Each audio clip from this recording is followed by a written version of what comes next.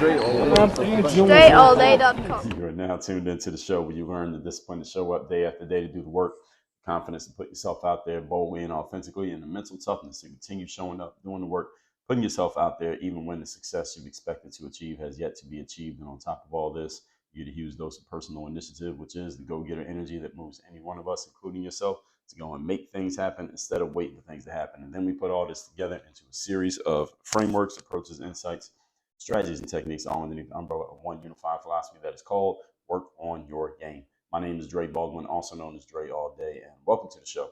And today's topic is tell more stories. Before we get into this, I'll remind you of two things. First of all, my daily motivation text, guaranteed to have you focused, sharp, and on point to start your day. And also, daily Monday motivation comes out every week, does the same thing.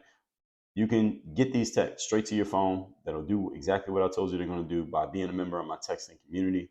My number is 305-384-6894. Just send a text to that number right now.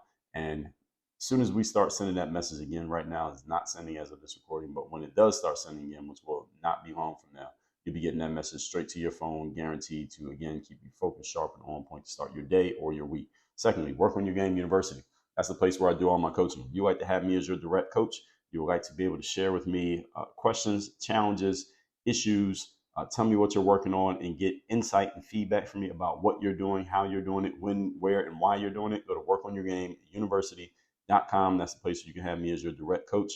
Accountability there, systems there, strategies there, and of course, the mindset necessary for you to actually execute on the things that you need to be doing, which may be different than what you're executing on right now. That's what the insight part is for. Just go to workonyourgameuniversity.com. That link is also down below in the description.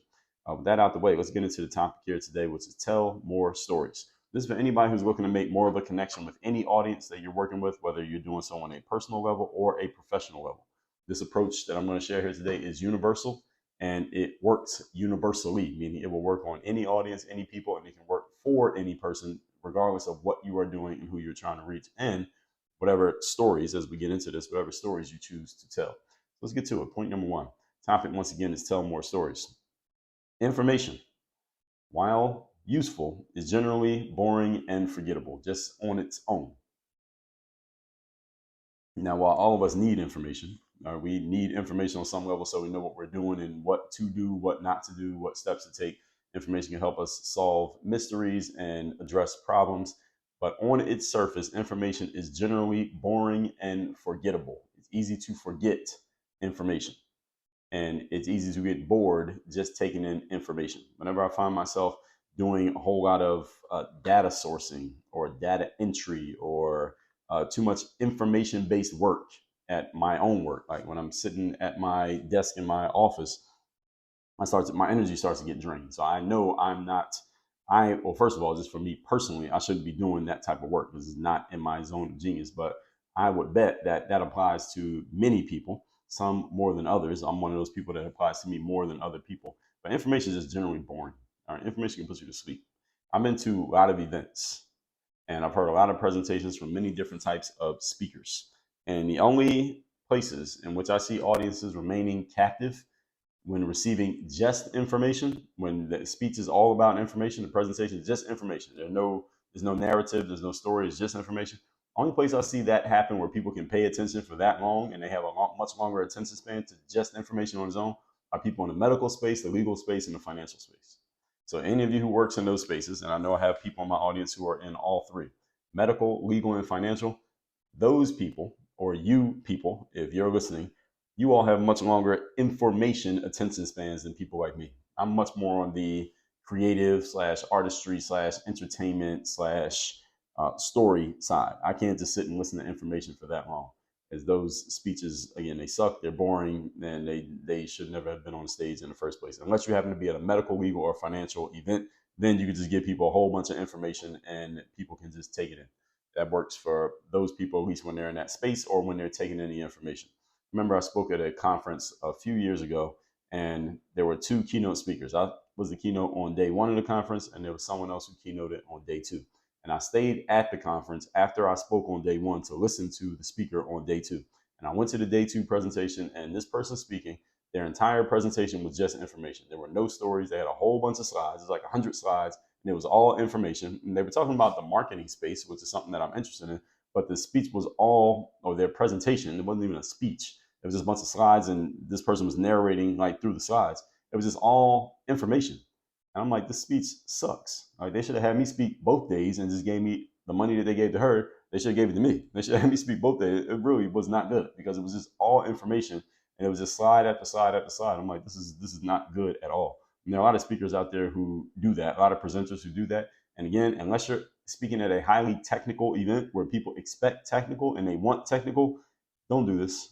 All right, don't do this, because people are not, first of all, people are not going to retain what you're saying. Secondly, so anyway, the whole point of you giving the presentation is lost because people are not going to remember anything you said. Secondly, you might not get asked to speak again. You might not be asked to come back because your presentation was so boring. You're gonna get terrible reviews. And third, it might be even boring to you because information is hard to remember. I even tell people when I coach speakers, and I work with a lot of people who are speakers, I coach them on how to set up their presentations, is to make sure that you're putting story, you're putting narrative in your story, not just information, because again, information is hard to retain by itself, and it's also hard to follow. It's hard to follow a lot of information over an extended period of time, which could be 20, 30, 60 minutes. Hard to follow that much information. Imagine taking in 60 minutes worth of information. How much of that are you actually going to remember? Not much. All right, this is the reason why all of you went to school, and everybody here graduated from what, 8th grade, 12th grade, some of you college. All right, tell me something that you learned in school. All right, you were in school for 15 years. You can't remember most of what you learned because just information is boring. Right, everybody get it?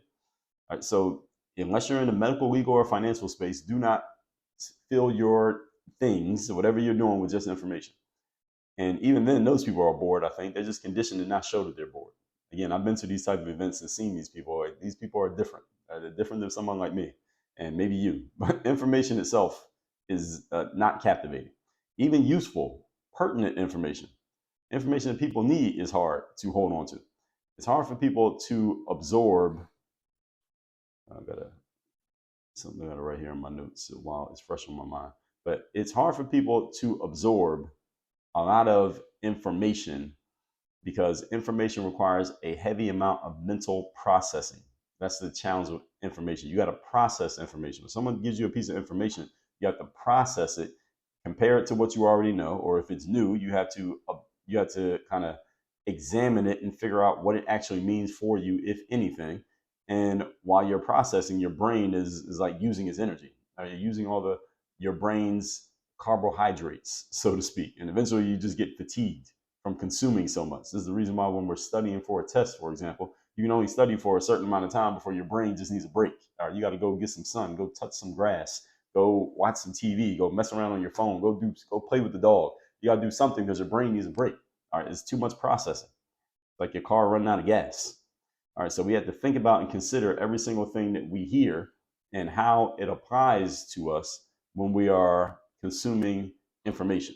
And we got to think about what it means. So this is why the brain gets drained. And they call it brain drain. You ever heard that phrase before? The more information you give people, if you're sharing information, the more you are asking for their mental focus and concentration. And these have limits. There's only so far you can go asking people for mental focus and concentration before they don't have any more. All right? And the younger people are, the more likely they are to display it to you.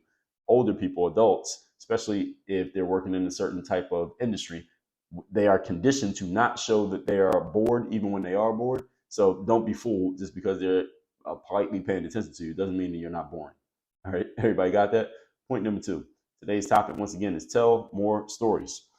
Number 2, stories are more easily followed. It's much easier to follow a story than it is to follow information. If I give you an episode of this show, and I gave you a good amount of information so far here today because I'm talking about it, you might remember it because I'm talking about the subject information. But if I just gave you a bunch of information on the subject, it'd be very hard for you to retain most of what I said. Like by the next day, you'll forget most of what I told you. But if I tell you a long story, the same amount of time, but it's just a story, you'll remember a good amount of it. Why is this? The human brain is wired for stories. All right, we are wired to tell stories, we are wired to retain stories, and we are wired to share stories. This is the reason why, think about this, all of our religious texts, whatever religion you are or have followed or have dabbled in, notice that all of the religious texts, the Quran, the Torah, the Bible, notice that they're all just stories. The Bible is a long story. All it is a bunch of stories all stitched together. It's a story. It's not information. It's a story. All of our religious texts, folk tales, like the tortoise and the hare is a folk tale. Cinderella is kind of a folk tale or a fairy tale. Fairy tales as well. Stories, Aesop's fables. Remember those? What are they? They're all story. A fable is a form of a story. All of history is what? A story. It's literally a story being told. And everything that we take from the past, anything that happened 200 years ago, nobody who was alive 200 years ago is alive today, but we still have knowledge of what happened, or at least of what allegedly happened, because it's a story after all, is all passed down through what? Not information, not data. I mean, information and data exists, but how is it usually passed down? It's by telling a story. I tell you a story, then you tell somebody else a story, they tell someone else a story, and that's how things get passed down, because the story is told, not because the information is shared. Everybody understand me? It's much more easy to retain a story, and a story is much more transferable because it's easier to tell because you can remember more of it. I can tell you a story very easily. I can't tell you information very easily because it's hard to retain information and kind of to compartmentalize it in my brain. But a story I can tell you very well. This is why I tell speakers, when you are speaking, tell stories, because it's much more easy to remember a story than it is to remember information. It's hard to remember an hour's worth of information if you want to give a speech. It's easy to fill an hour with story because you only have to remember the whole story. All you got to remember is the trigger of the story. And then you just start telling the story, and you can tell it as it is.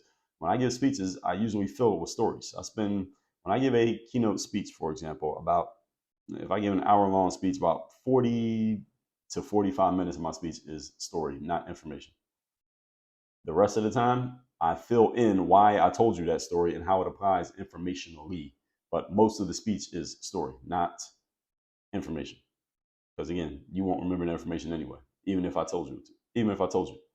So, for example, people tend to forget information while easily remembering stories. Tell me a story that happened when you were in the ninth grade. Just anything. Yes, I'm asking you. Tell me something that happened to you when you were in ninth grade. Everybody here can come up with something. You can tell me the story. Even if it's a short 2-minute, 5-minute, 10-minute story, you can come up with something, right? Everybody can do it.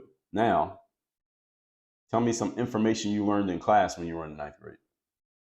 Most of you can't answer the question. Now, do you think that's a coincidence? You can tell me a story from ninth grade, but you can't tell me any information from class in ninth grade, even though the story only happened one time, but the information in class, you might have been inundated with that information over and over and over and over again. You got to take a quiz on it and a test on it, and you still don't remember. Isn't that interesting? But the story only happened once, but you remember that. So why can't you remember the information? Because information does not get retained. Stories are very easily retained, and they're often not forgotten. If you get a trigger that reminds you of the story, you can remember the whole thing. You can paint the whole picture just from a little trigger. Information doesn't work that way.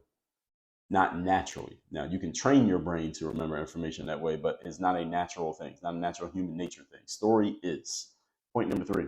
Today's topic, once again, is tell more stories. Number 3, stories create emotional human connection. This is the most important part of why you need to tell stories. Whenever you're trying to connect with others, whether you're connecting with one person or an audience of people, the stories create emotional human connection. People do not connect to your information. They can appreciate and utilize your information, but they really connect with the story. And most information that you tell people, again, they may appreciate it and maybe even utilize it if they use it quickly. But for the most part, in the long run, they forget most of what you told them. Tell me what I talked about 1,000 episodes ago on this show. Most of you don't remember. Even if you've been listening to the show for years, you may remember certain episodes and certain things that I said. They have stuck with you because they were pertinent to you in the moment. But most of what you've heard me say over the course of 500 or 1,000 or 2,000 episodes of this show, most of you don't remember most of it, even though you listened to every word of it. Now, if I ask you to tell me the story of something that I told you, you could probably tell.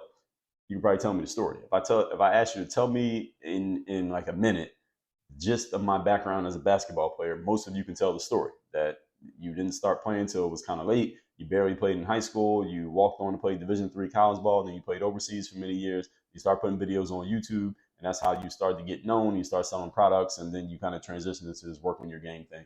Roughly, that's the story. All right, that's all true. That's roughly the story. Most of you know that story, but most of you can't recall most of the information I've given you on the show, and I've given you a lot. People are driven to action more by story than they are by information. If you want to move somebody to action, tell them a story, even if you made it up. Even if the story is a story that you made up about them, about what it's going to be like if they were to take the action that you want them to take. In marketing, we call that future pacing. Future pacing is when you tell someone, well, look, imagine how good it's going to feel when you walk down the aisle and you're at your wedding and you're 30 pounds lighter than you are today, and you look beautiful in that dress that you just bought that you cannot fit into today, but you will be able to fit into 9 weeks from now. That's future pacing, and that's how I'm going to sell you my weight loss program. Get how this works? So I just made up a story. Now, that didn't actually happen. I'm just putting a story in your head that will move you to action. If I give you information to say, well, we're going to do 24 sessions of workouts and they're going to be an hour apiece, and I'm going to give you a nutrition plan, it's all true. It's accurate information, and that is what you're going to get. But is that going to move you to action? Not as well as the story. The story will move you to action much better. The story is very important, especially if you're going to be in the information or the teaching business. So even though it is literally your job to give people information and to teach them stuff, you need story. You gotta clothe the information in story. Give people something valuable that they can use and move forward with. And the story that you tell around the information will make the retaining of the information much more simple, much more easy. Great thing about this supercomputer that we have called the human brain is that we can use it to make connections between different things that otherwise did not exist. So the stories then help connect us to the information. So for example, when I tell you the story about my basketball coach said, be on the practice court 15 minutes before practice every day. And if you're not there 15 minutes early, then you're late. Then when I tell you early is on time is late, late is forgotten, now you kind of understand why I'm talking about it. Why do I care about that? Often in these episodes of these shows, on this very show here, I will tell you some type of story or experience or some reasoning that flashed through my mind that served as the basis for why I'm about to give you the information I'm going to give you. Every episode of the show, ever in the history of the show, I've always given you an intro as to why am I talking about this before I actually start talking about it. Before I give you the points, I give you the story. Again, whether it be a brief one or something that happened in life, I give you the story of why this matters to me. Why do I care? And why do I care to make sure that you know about it? I tell you the story first, then I give you the information. So I can tell you another story how my boss at a hat store, when I was working at a mall, a hat store in the mall when I was a freshman in college, she would tell me how she got all these jobs working in retail management because she would get the job interview because I was interested in how she got hired for so many jobs. Getting hired for a job back then was a big deal for someone who's a teenager, and it was very hard to get hired for a job. We would apply a lot but not get hired. She had gotten hired a lot, so I wanted to know how she did it. And she said, well, every time I got a job interview, I just did a good job of selling myself in the job interview.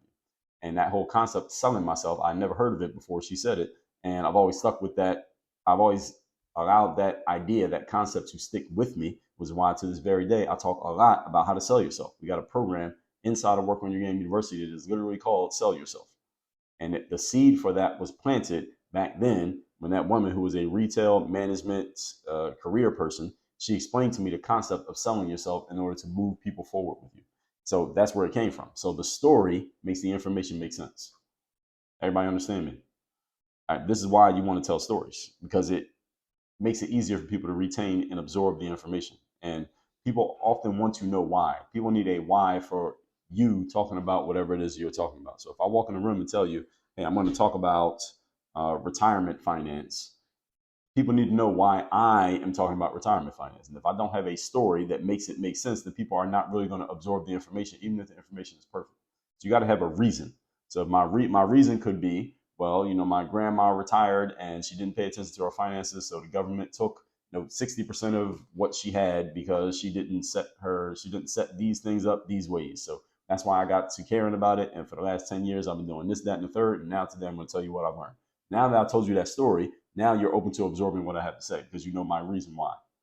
If I didn't have a reason why I just start telling you the thing, you wouldn't connect with it. So when I tell you the why behind Work on Your Game, I tell you, as I already talked about that background, now it makes it make sense. Okay, now I get why this guy, Dre, talks about discipline. Now I understand why he talks about confidence. Now it makes sense why he talks about mental toughness. Now it makes sense when he talks about accountability and showing up and doing your job and doing what you're supposed to do. Now I get why he talks about that. And now I get why he can be so harsh and talking about people who quit and who give up, who don't show up and don't do their jobs, because I get his background. Now it makes sense. All these things matter. People need to know these things. One of our members and Work on Your Game University coaching client of mine, she was starting a food business. And I told her, because she was asking me about creating content. She's not a big social media user, content creator, but she's going to start. And I told her, well, one of the most important things is when you first come out there, you got to explain to people why you're even in this business. Why are you doing this? Why does this matter? And she told me the story personally that it has something to do with her upbringing and her mom, and how her mom loved food, and how her mom would use food to connect with the kids and the family, etc. And that always stuck with her. And that's why it has always been a part of her life when it comes to food and the connection between the family, etc. And that's one of the whys behind her food business. And that why matters. That story matters. Because the story is what people connect to, not the information, not even the products. So when I wanted to become a pro athlete and I saw that I was kind of going up against very strong, long odds to make it because of my background and my pedigree, I remember that concept of selling myself. And I used it, sold myself, and I was able to start a career. See, that story makes it make sense when I now want to tell you why you need to sell yourself, even if you're not trying to do what I did. So stories and information are connected to each other. All right, they're not in competition. So now that I told you the story of why I care about, let's say, selling yourself, now you're willing to listen to my information on how to sell yourself. Because you know that, first of all, you see my credibility is part of the story. My credibility gets inserted into your mind while I'm telling you the story. And then the reason makes sense. Okay, now I get why this guy's talking about it, and I see that he created some success with it. Okay, let's see what he got to say. Now you're open to me. But if I don't give you that part, you're not open. Everybody follow? Good. Let's recap today's class. It says tell more stories. This is for anyone looking to make more of a connection with any audience, whether individual or group. Number one, information is useful, but it is generally boring and forgettable. You can tell me a story for something that happened in ninth grade, but you cannot tell me any information you learned in ninth grade. There's a reason for that. Number two, stories are more easily followed and they are more likely to be remembered. Human beings transfer information, ideas, and intelligence through story, not through just information itself. Again, this is why all your religious texts, folk tales, fairy tales, and history, they're all passed down through story. They're not passed down through just raw information because, again, people cannot retain it. Number three, stories create emotional human connection. And when people feel connected to something or someone emotionally, they are more likely to stick around, more likely to cooperate, more likely to engage than if they just like your information. Because information gets old, information can be boring, and you can be one up with information. Someone can copy your information, come up with better information, newer information, and they'll pull those people right away from you if there is no human connection. And the human connection is created through narrative, through story, not just information. So with all that said, make sure you text me so you're in my community. My number is 305-384-6894 and workonyourgameuniversity.com. That's the place where I do all my coaching. If you'd like to have me as your direct coach and work with me directly on how you can put more story into your business and into what you do, especially if you are front facing in your business, you're building a brand, or you are the brand in your business and you want to make sure you build a real connection with your audience, people who will stick around through years, even as you transition and information changes, go to workonyourgameuniversity.com. Secure me as your coach. And let's get to work on that right now. Work on your game. Dre, all